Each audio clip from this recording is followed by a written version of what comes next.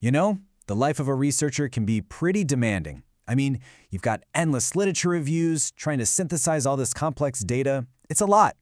But what if I told you there's a new generation of AI tools out there that could completely change the game? We're not talking about a simple search engine here. We're talking about a dedicated research co-pilot. So yeah, let's dive into this.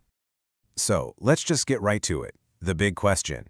Could an AI really be your new research assistant? Could it free you up to focus on the big ideas, the actual discovery? Well, the potential is absolutely huge. But, and this is a big but, harnessing it requires a whole new set of skills. In this explainer, we're going to break down exactly how you can do that.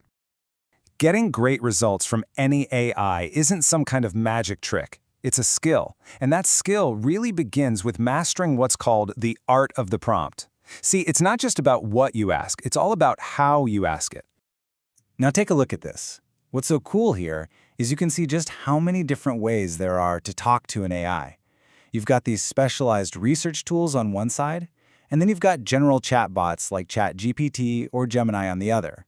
But you know what? They all share one fundamental thing. It all starts with a conversation. So how do you have a good conversation with an AI? Well, we can pretty much boil it down to 3 core techniques. First up, you've got to assign it a persona. Don't just ask a question. Tell it to, say, act as a subject matter expert in molecular biology. Second, give it plenty of context. What are your research goals? What's your hypothesis? And finally, you got to add some rules and warnings. Be super explicit about what you don't want it to do, like do not infer beyond the provided data. And this is a brilliant way to visualize how those techniques build on each other. Think of it like a pyramid, right? At the very bottom, you have a really simple task. As you move up, you start layering on more context. You specify the exact format for the output, and you add those warnings we talked about. By the time you get to the top, you're not just asking a question. You're giving these comprehensive, multi-layered instructions that are going to get you way more sophisticated results. Okay, so once you've gotten the hang of prompting, where do you actually apply that skill? Well, it's time to check out some of the specific tools that are designed to really accelerate your research workflow. Here's a quick look at a kind of curated toolkit built just for researchers. You've got tools like Elicit and Consensus, which are just fantastic for literature reviews. You ask a question and they pull answers directly from top scientific papers. Then there's Alpha Archive, which helps you stay right on the cutting edge with AI-powered summaries of brand new preprints. And then you have these powerhouse tools like NotebookLM and Storm, which actually help you work with your own notes to generate structured reports. And to make this a little less abstract, just look at this. This is an interface for NotebookLM, and this right here is where it gets really, really powerful. You can actually upload your own research papers, your lab notes, your data sets, and then you can have a conversation with your own material. It's like turning your entire research library into a personal expert that you can just talk to. But hold on. Before you rush off and start uploading everything, there is a super crucial point we have to talk about, and that's privacy. A lot of these public AI tools use your inputs to train their models, and that's a huge no-go for unpublished or sensitive data.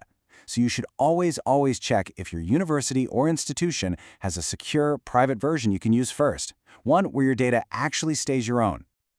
Okay, so we've covered the how-to. Now let's tackle the even more important question, should we? And this brings us into the pretty complex ethical maze of using AI in research, covering everything from authorship and privacy to basic academic integrity. And it all starts with what might be one of the most debated questions in academia right now. Seriously, if an AI helps you draft a paragraph, or summarize your findings, or even co-write an entire paper, who gets the credit? Who is the author? The thing is, the answer isn't black and white at all. As this slide shows pretty clearly, it's a spectrum. Over on one end, you've got human-led, where the machine is just kind of enhancing your work. In the middle, you have a true collaborator. And then way on the other end, you have machine-led, where the human's role is mostly just oversight. Figuring out where your work falls on the spectrum, that's really the first step to using these tools ethically. And listen, this isn't just some theoretical debate for the future. The academic world is adapting right now. In a pretty fascinating development, top machine learning conferences are actually creating official policies to govern the use of AI in papers that are submitted to them. Some are even using AI to help with the peer review process itself. The future is definitely arriving fast. So to help you navigate this new landscape, here are the core ethical guardrails you've just got to keep in mind. Confidentiality, non-negotiable. You have to be aware of copyright and the very real possibility of plagiarism.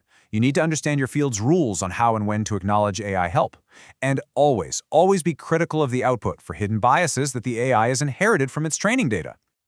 This all leads to one final, absolutely essential principle. No matter how sophisticated the tool gets, the ultimate responsibility for the work has to rest with the researcher. It's all about keeping a human in charge. So what does that actually look like in practice? Well, think of this as your final pre-flight check before you even think about hitting send on an AI-assisted paper. You've got to ask yourself, is the tool I use secure? Have I been transparent about its use, according to my field's guidelines? And maybe most importantly, have I personally verified every single fact, every citation, and have I taken full ownership of this final piece of work? Because at the end of the day, it doesn't matter how powerful your co-pilot is, you are still the captain. The tool can assist you, it can accelerate your work, it can even inspire you, but the accountability, the integrity, and the final intellectual ownership of that work, that will always belong to you.